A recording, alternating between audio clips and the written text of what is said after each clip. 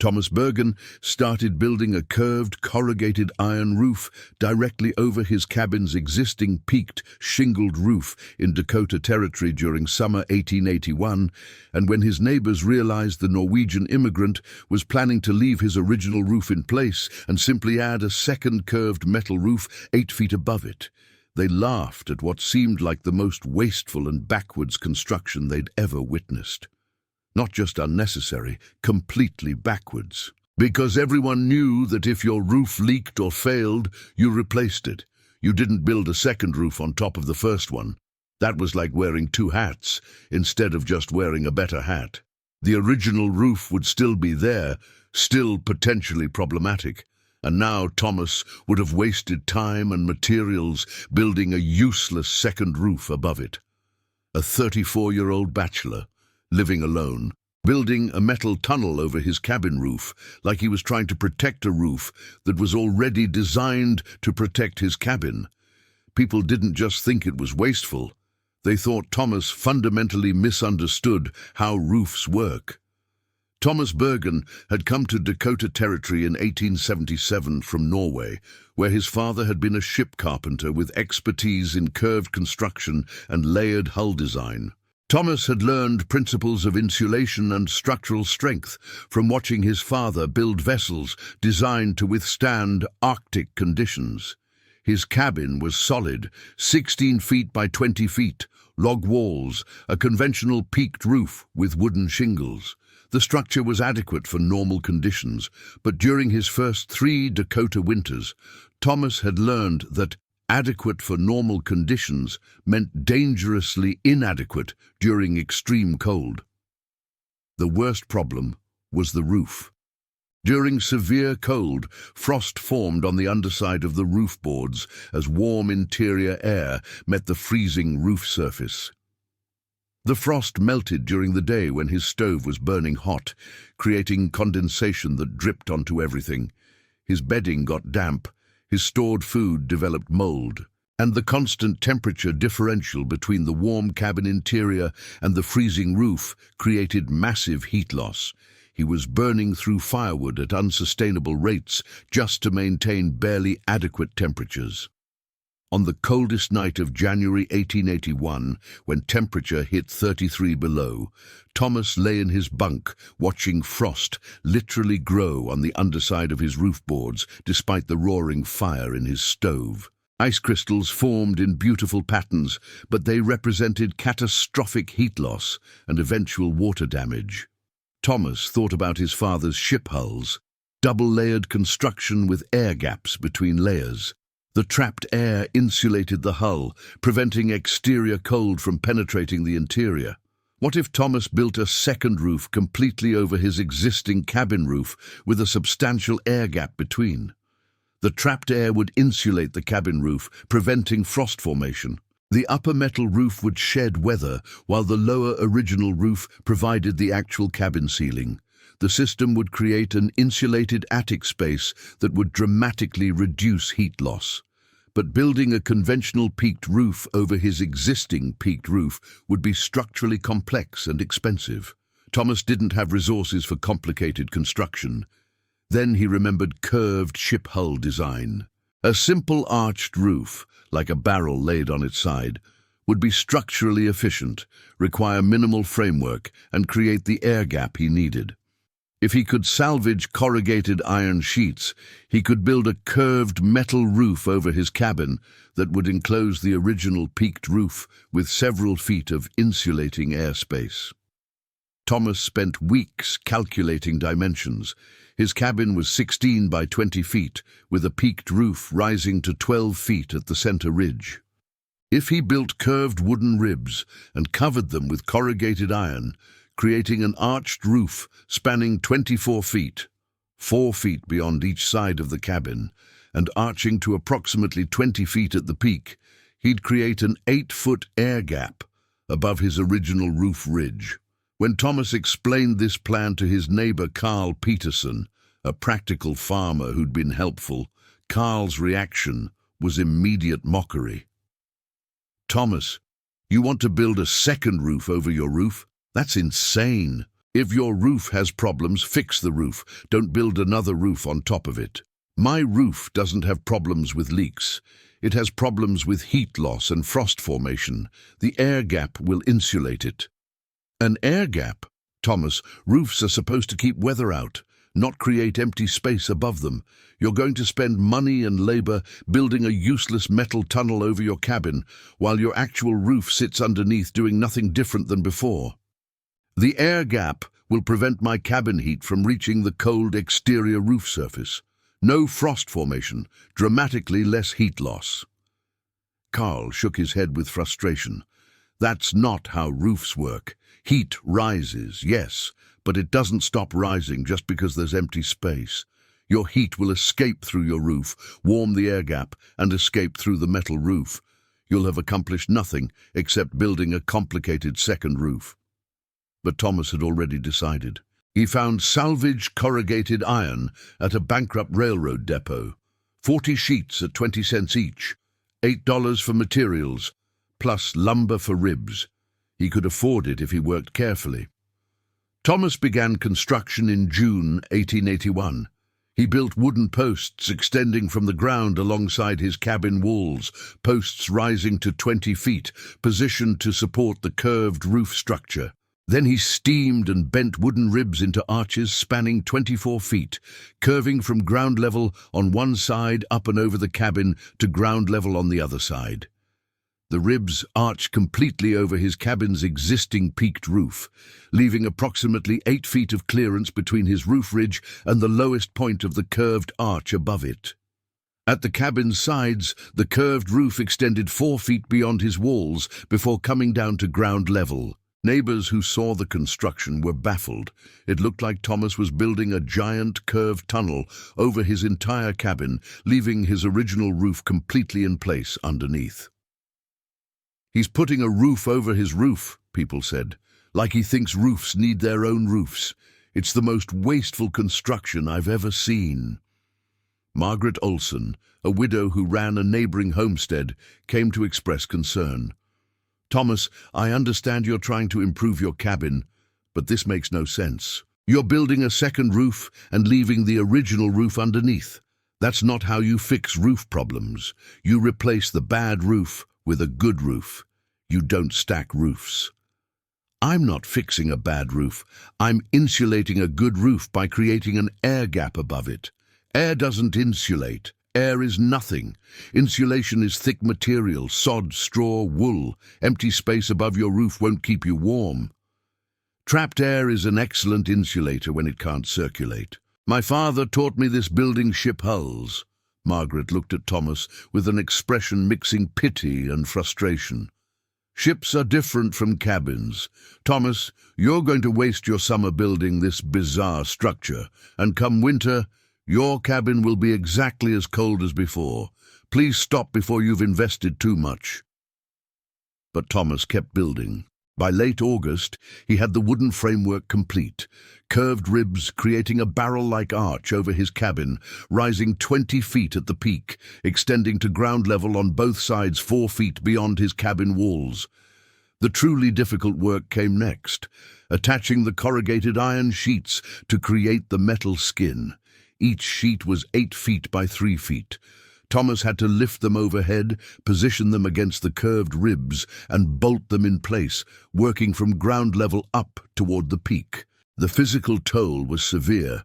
Working overhead with heavy metal sheets destroyed Thomas's shoulders and back. His hands developed cuts from the sharp edges. He lost weight from the constant physical strain. Each sheet had to be positioned precisely to overlap the previous sheet, creating a weatherproof seal. Thomas developed a technique using ropes and pulleys, but even with mechanical advantage, lifting 40-pound sheets overhead repeatedly was brutal work. His shoulders developed chronic pain that woke him at night. His hands bled so regularly that he wrapped them in cloth just to continue working. The work was also dangerous. Thomas fell twice from his scaffolding, once breaking 2 ribs that made breathing painful for weeks, but didn't stop construction. Working alone meant no one to help if he got injured seriously. Every day brought risk of a fall that could cripple or kill him. The community's mockery intensified as the structure took shape. What had seemed merely wasteful when it was just wooden ribs now looked actively absurd, with the curved metal skin emerging. Thomas's cabin was disappearing under a massive corrugated tunnel that served no obvious purpose. "He's built a giant tin can over his cabin," people joked at the general store. "Next, he'll probably build a third roof over the second roof, just to be sure." Sarah Henderson, who ran the general store, expressed the common view when Thomas came to buy supplies. "Thomas, everyone thinks you've made a terrible mistake. That curved roof looks ridiculous, and it's wasting the money you worked hard to save. Please consider that maybe all these people telling you it's wrong might have a point." "I understand their concern, Sarah, but the physics is sound. The air gap will insulate my cabin." "Physics? Thomas, you're a homesteader, not a scientist. Sometimes simple solutions are best. If you're cold, burn more wood or build thicker walls. You don't need complicated roof-over-roof construction." But Thomas kept working through September, despite pain, despite mockery, despite his own doubts during the hardest moments. By early October, he had completed approximately 3/4 of the curved metal roof. The structure's bizarre appearance was undeniable. His modest cabin, now hidden under a massive metal arch that made it look like industrial equipment rather than housing. During the final weeks of construction, 3 events nearly made Thomas quit entirely. First, a windstorm in mid-October nearly destroyed his partially completed roof. Wind caught the metal sheets he'd installed and tore 2 of them loose, bending them badly. Thomas spent 3 days repairing the damage, questioning whether the curved design was structurally sound enough for Dakota winds. Second, his money ran out. He'd calculated materials carefully, but damage and mistakes meant he needed 6 more iron sheets than planned. Thomas had to sell his spare rifle, a valuable tool on the frontier, to buy the final sheets. The sacrifice hurt, knowing he'd weakened his ability to hunt and defend his property. Third, Carl Peterson organized a group intervention. 6 neighboring farmers came to Thomas's cabin one evening in late October with a prepared speech. "Thomas, we're here as friends. We've watched you work all summer on this curved roof project, and we need to tell you directly, it's not going to work the way you think. You've spent months and most of your savings building a second roof over your first roof. The result is going to be exactly the same warmth as your original roof provided, except now you have 2 roofs to worry about instead of 1. Carl continued, "We understand you have ideas from your father about ships and curved construction, but cabins aren't ships. Dakota winters aren't Norwegian seas. Your curved roof won't keep you warmer. It'll just be an expensive structure that accomplished nothing except making your cabin look strange." Another farmer added, "It's not too late to stop. You've invested time and money, yes, but you can salvage most of the metal and use it for something practical. Don't throw good money after bad, finishing something that we all know won't work." Thomas listened to 6 men who'd come out of genuine concern for his well-being, men who thought they were helping him avoid a catastrophic mistake, and for a moment standing there looking at his partially completed curved roof, Thomas genuinely wondered if they might be right. But then he thought about the mathematics. The physics of trapped air insulation was sound. His father had proven it building ship hulls that survived Arctic conditions. The principle didn't care whether people believed it or understood it. 8 feet of still air between his cabin roof and the exterior cold would provide insulation whether these 6 farmers thought it would or not. "I appreciate your concern," Thomas said carefully, "but I'm going to finish the roof. If I'm wrong, I'll accept the consequences. If I'm right, perhaps you'll reconsider your certainty." The farmers left shaking their heads, convinced Thomas was stubbornly pursuing a failed idea out of pride rather than sense. By late October 1881, Thomas had the curved metal roof complete, despite every obstacle. His cabin now sat under a curved metal arch that rose 20 feet at its peak and extended to ground level 4 feet beyond his walls. The 8-foot air gap between his original peaked roof and the curved metal roof created an insulated attic space surrounding his cabin's actual roof. The end walls were critical to the system's function. Thomas had built wooden panels closing off the arch at both gable ends of the cabin, with small vents near the peak for air circulation, but no large openings that would allow wind to flow through the attic space. The air gap had to be sealed to function as insulation. Moving air would carry heat away, but trapped still air would hold it. From inside his cabin, nothing looked different. Same ceiling, same roof boards above him that had always been there. But when Thomas climbed a ladder and entered the attic space through a small access hatch he'd built, he found himself in a strange, tunnel-like environment. His peaked cabin roof below him, the curved metal roof arching overhead, 8 feet above the ridge, wooden ribs visible, dim light filtering through small vents. The space was eerie and quiet. No wind sound despite Dakota's constant breeze, no temperature variation from one end to the other. Just still, trapped air in an enclosed buffer zone that would soon prove its worth. The first cold came in November, and Thomas immediately noticed the difference. His cabin stayed warmer with less firewood than previous years, but more importantly, when he climbed into the attic space to inspect, he found the air temperature was moderate, approximately 45 degrees despite exterior temperature being 20 degrees. The cabin roof below had no frost formation on its underside. This was the proof Thomas had been waiting for. In previous winters, his cabin roof would have ice forming on its underside at 20-degree exterior temperature. Now, with the 8-foot air gap above it, the roof stayed above freezing because it wasn't exposed to exterior cold. It was insulated by the trapped air. Thomas measured firewood consumption carefully. He was using approximately 30% less wood than previous November. The air gap was working exactly as his calculations had predicted, but Thomas stayed quiet about the success. He wanted extreme cold to test the system definitively, and he knew that November cold wouldn't convince anyone. The real test would come in January, when Dakota's worst weather arrived. That test came in January 1882, when a blizzard struck Dakota Territory with violence that would kill people and destroy structures across the region. It started January 10th as heavy snow. By midnight, wind was strong enough to knock down anyone who ventured outside. By dawn, January 11th, temperature had dropped to 29 below zero, with wind creating conditions far more dangerous. Thomas woke to his cabin shaking from wind violence. Through his window, he could see nothing but white. Snow so thick visibility was zero. The blizzard that people had feared for years had arrived. Inside his cabin, 68 degrees, genuinely warm, comfortable. Thomas had lit his stove normally before sleeping. The fire had burned down overnight to modest coals. He added 2 logs, and within an hour had the cabin at 70 degrees. Warmer than he'd ever achieved during previous winter cold snaps. The curved metal roof above his cabin was taking the full violence of the blizzard. Wind, snow, extreme cold.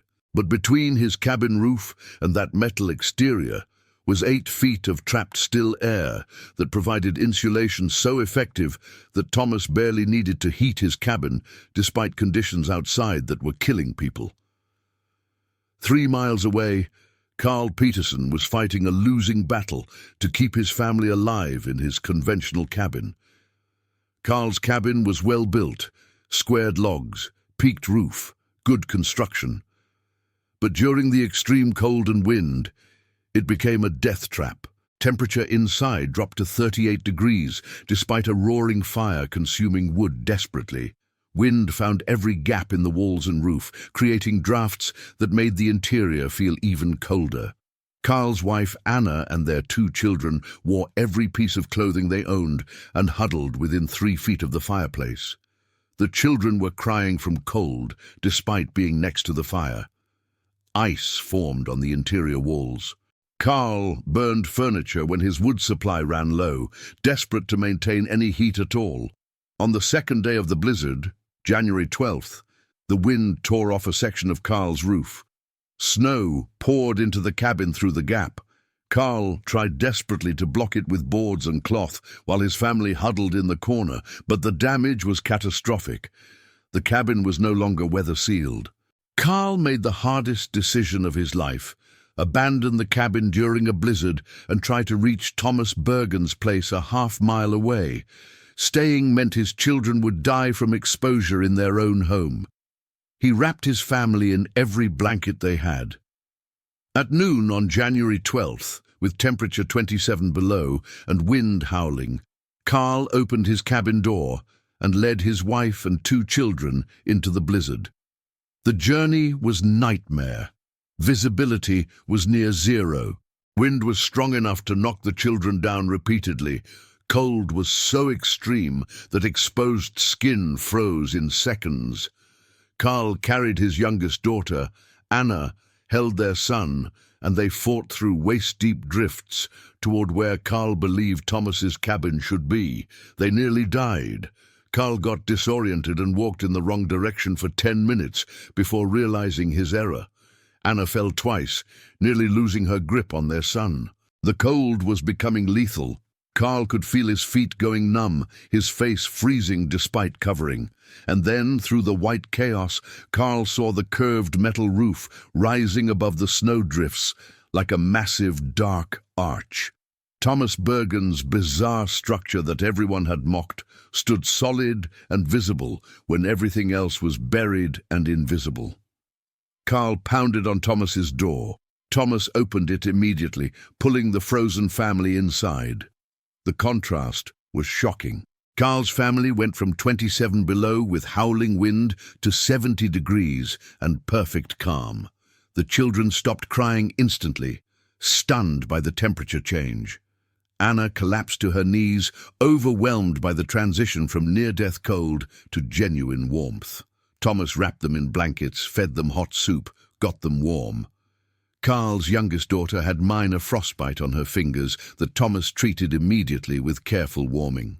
Everyone was hypothermic, their core body temperatures dangerously low, but alive. They'd survived a journey that should have killed them. Carl sat in Thomas's cabin trying to process what had happened. His own cabin's roof was gone, torn off by wind. His family had nearly died from exposure making a half-mile journey, and they'd survived only because Thomas Bergen's ridiculous curved roof was visible above the snowdrifts when everything else was buried. "Thomas, I told you this roof was wasteful. I organized 6 farmers to convince you to stop building it. I said you were wasting resources on backwards construction. And now, my family is alive because the structure I mocked was strong enough to withstand wind that destroyed my roof and visible enough to guide us through a blizzard when we were lost." Thomas looked at Carl's family. 2 small children wrapped in blankets, Anna still shaking from hypothermia, everyone alive only because they'd reached shelter. "Carl, you weren't wrong to be skeptical. Nobody had tried this design.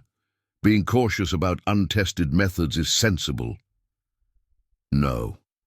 I was defending conventional thinking because I couldn't imagine something different might work better. And my stubbornness nearly killed my family while your innovation saved us." The blizzard continued for 4 more days, January 13th through 16th. Thomas's cabin sheltered 5 people in warmth and safety the entire time. The curved metal roof took the full violence of wind that was tearing apart structures across the territory. Snow accumulated around the cabin in drifts 8 feet deep, but the curved roof shed it efficiently. Temperature outside dropped as low as 32 below. Inside, Thomas maintained 68 to 70 degrees, using what he calculated was approximately 1/3 the firewood he would have needed in previous winters.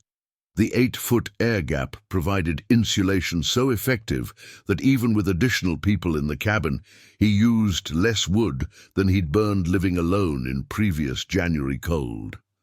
Carl watched Thomas add just 2 logs to the stove every few hours and maintain comfortable temperature. How is this possible? In my cabin, I was burning wood constantly, armfuls every 30 minutes, and we could barely reach 40 degrees. You have 5 people and you're warmer using less wood. Thomas explained the physics patiently. Heat from the cabin rose and warmed the original peaked roof.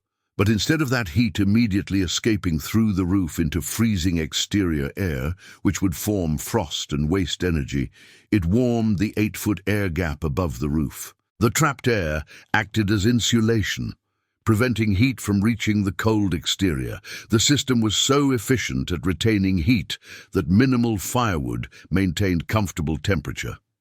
The curved metal roof takes all the wind and weather, Thomas continued, but it doesn't matter if it gets cold because there's 8 feet of air between it and my actual cabin roof. The cold can't jump across that gap. Air doesn't conduct heat well when it's trapped and still. On January 16th, the wind finally stopped. The blizzard that had killed people and destroyed structures across Dakota Territory was over. Thomas and Carl emerged into a transformed landscape, everything buried under massive snowdrifts, buildings damaged or destroyed, the silence eerie after days of howling wind. Carl's cabin was uninhabitable. The roof was partially gone, interior filled with snow that had blown through the gap. Even if Carl could repair the roof, the cabin would need complete interior reconstruction. His family had no home to return to. They walked through the territory assessing damage. 11 people had died, some from exposure trying to reach shelter, others from hypothermia in inadequate buildings, one elderly man when his cabin collapsed from snow load. Dozens of structures were damaged or destroyed. Conventional peaked roofs had failed catastrophically. Wind tore shingles off, lifted entire roof sections, collapsed structures under snow weight, and Thomas Bergen's curved metal roof stood perfect and undamaged. The design everyone had mocked as wasteful and backwards had proven superior to conventional construction in every way. Word spread with remarkable speed. Within days, people from across the territory were coming to see Thomas's cabin and the curved metal roof that had saved a family during the deadliest blizzard in Dakota history. Thomas gave tours, climbing into the attic space with visitors to show them the 8-foot air gap between the original peaked roof and the curved metal roof. He explained the insulation principle, demonstrated the absence of frost on the underside of his cabin roof, showed the structural strength of the curved design. Margaret Olson came with humility Thomas hadn't expected from her. "Thomas, I said air doesn't insulate. I told you empty space was useless. I mocked this roof as backwards construction. I was completely wrong about everything, and my wrongness nearly cost me my life. My cabin barely stayed above freezing during the blizzard despite burning furniture when I ran out of wood. You were comfortable under the roof I said was wasteful." Other visitors were more defensive. Some insisted Thomas had just been lucky. Others claimed the curved roof worked despite the air gap, not because of it. A few remained convinced that conventional construction was superior and Thomas's success was an anomaly. But practical homesteaders recognized value when they saw it. By spring 1882, 8 families had approached Thomas asking for help designing curved roofs over their existing cabins. Thomas held group sessions explaining critical principles. The air gap must be substantial, at least 6 feet at the ridge, preferably 8. The attic space must be sealed to prevent air circulation. The curved roof must extend beyond the cabin walls to protect them from weather. Not everyone who tried to replicate Thomas's design succeeded. Peter Johansson built a curved roof, but made the air gap only 3 feet, insufficient for effective insulation. His cabin showed some improvement, but nothing like Thomas's results. Sarah Henderson built a curved roof, but left the end walls partially open for ventilation. Wind flowed through the attic space, carrying heat away and destroying the insulation effect. But those who followed Thomas's specific design, substantial sealed air gap, curved metal roof extending beyond walls, achieved similar results. By 1884, 17 homesteaders in the region had functional double-roof cabins, reporting 40 to 50% reductions in firewood use and dramatically improved comfort during cold weather. The economic impact was significant. Firewood was expensive or required substantial labor to cut and split. Reducing consumption by 40% meant money saved or time freed for other work. The curved metal roofs also required zero maintenance. No shingle replacement, no leak repairs, no snow load concerns. The one-time construction cost paid for itself within a few years through reduced wood consumption. The design had unexpected advantages beyond insulation. The curved metal roof shed snow so efficiently that accumulation was never a structural concern. The roof's height, 20 feet at the peak, meant even massive snowdrifts didn't reach the vents. And the space under the eaves, where the curved roof extended beyond the cabin walls, created protected storage areas for firewood and equipment. Carl Peterson rebuilt his cabin in summer 1882, but this time he built it with Thomas's guidance, incorporating a curved metal roof from the start. Carl's new cabin had conventional peaked roof for the interior ceiling, with a curved metal roof 8 feet above it, creating the insulated air gap. His family never experienced dangerous cold again, and Carl became an advocate for double-roof construction. Thomas lived in his cabin for 19 more years until 1900, when he sold the property and moved to town. The curved metal roof never required significant maintenance during those 19 years. The cabin stayed warm every winter using minimal firewood, and the structure that people had mocked as the most wasteful construction ever became recognized as innovative engineering that pioneered insulation principles. The cabin and its curved roof stood until 1918, when the property was abandoned during World War I. The structures slowly deteriorated, but the curved metal roof remained partially intact for years after the cabin itself had collapsed, testament to the durability of the design. What Thomas Bergen had created, without knowing it, was practical application of double-envelope construction and the principle of trapped air as thermal insulation. These concepts wouldn't be formally studied and incorporated into building codes until decades later. Thomas just knew he needed better insulation and applied knowledge from his father's ship carpentry to solve a frontier housing problem. The blizzard of January 1882 killed 11 people in Dakota Territory. Every one of them died despite having shelter in cabins that were considered adequate, built using conventional methods that everyone agreed were proper. Thomas Bergen's family and Carl Peterson's family survived in comfort under a curved metal roof everyone had laughed at as wasteful and backwards. Thomas didn't know he was pioneering building science. He just knew conventional roofs were inadequate and built something different when everyone said it wouldn't work. 19 years of warm winters and one family saved from a deadly blizzard proved that sometimes the strange solution really is the one that works best. The blizzard continued for 4 more days. Thomas's cabin sheltered 5 people in warmth and safety the entire time. He used approximately 1/3 the firewood he would have needed in previous winters, despite housing additional people. The curved metal roof took the full violence of wind and snow, while the 8-foot air gap provided insulation so effective that the interior barely noticed the storm. On January 16th, the wind finally stopped. Carl and Thomas emerged to discover Carl's cabin with its roof partially gone, interior filled with snow, completely uninhabitable. Carl's family would have died if they'd stayed. Word spread through Dakota Territory. Thomas Bergen's cabin, the one with the wasteful second roof that everyone mocked, had survived conditions that destroyed or severely damaged conventional cabins, and the curved metal design that looked ridiculous had provided both structural protection and thermal insulation superior to normal construction. People came to see it. Thomas gave tours, climbing into the attic space to show the 8-foot air gap between his original roof and the curved metal roof above. He explained the principle. The air gap prevented his cabin heat from reaching the cold exterior, eliminating frost formation and dramatically reducing heat loss. Margaret Olson stood in Thomas's warm cabin and had to acknowledge what her stubbornness had cost her.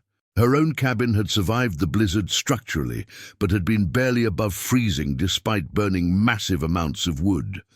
"Thomas, I told you air doesn't insulate. I said empty space above your roof was useless. I was completely wrong, and my certainty nearly cost me my life from cold exposure in my own home while you were comfortable under the roof," I mocked. Over the following months, 8 homesteaders built similar curved roofs over their existing cabins. Not everyone succeeded. Some made the air gap too small, others didn't seal the attic space properly. But those who followed Thomas's design, substantial air gap, sealed attic, curved metal roof, achieved similar results. The economic impact was significant. Thomas calculated he used 40% less firewood than previous winters. He had 0 roof maintenance. The metal shed snow and weather without requiring repairs. And most importantly, he'd survived a blizzard that killed 11 people across the territory and destroyed dozens of structures. By 1885, double-roof cabins based on Thomas's design were common enough that new settlers asked about them specifically. The technique spread across Dakota Territory and into Montana, with variations adapted to local conditions. What Thomas had created was practical application of insulation principles that wouldn't be formally studied until later. Trapped air as thermal barrier, double envelope construction, separation of weather barrier from thermal barrier. He'd solved a problem using knowledge from his father's ship carpentry, applied to frontier housing. Thomas lived in that cabin for 19 more years until 1900. The curved metal roof never required significant maintenance. The cabin stayed warm every winter using minimal firewood, and the structure that people had mocked became recognized as innovative engineering. Carl Peterson rebuilt his cabin in summer 1882 with a curved metal roof over the peaked roof, creating an 8-foot air gap. His family never experienced dangerous cold again. Thomas Bergen built a curved metal roof over his cabin's existing roof when everyone laughed and said he was wasting resources on backwards construction. They mocked the second roof and said empty space above his roof was useless and that he'd accomplished nothing except stacking roofs. Then the blizzard came with 27 below and violent wind, and Thomas's cabin stayed 70 degrees, while conventional cabins failed and people died. The useless air gap provided insulation that saved lives. The wasteful second roof protected structures when normal roofs were torn off by wind. The design everyone said was backwards demonstrated that sometimes the strange solution is the one that actually works. Thomas didn't know he was pioneering double-envelope construction. He just knew he needed better insulation and built what made practical sense from his father's ship carpentry knowledge. The curved metal roof stood for 43 years until the cabin was abandoned in 1924. By then, the insulation principle Thomas had accidentally demonstrated was becoming understood in formal building science. Thomas Bergen knew it in 1881. It took one deadly blizzard for everyone else to learn it.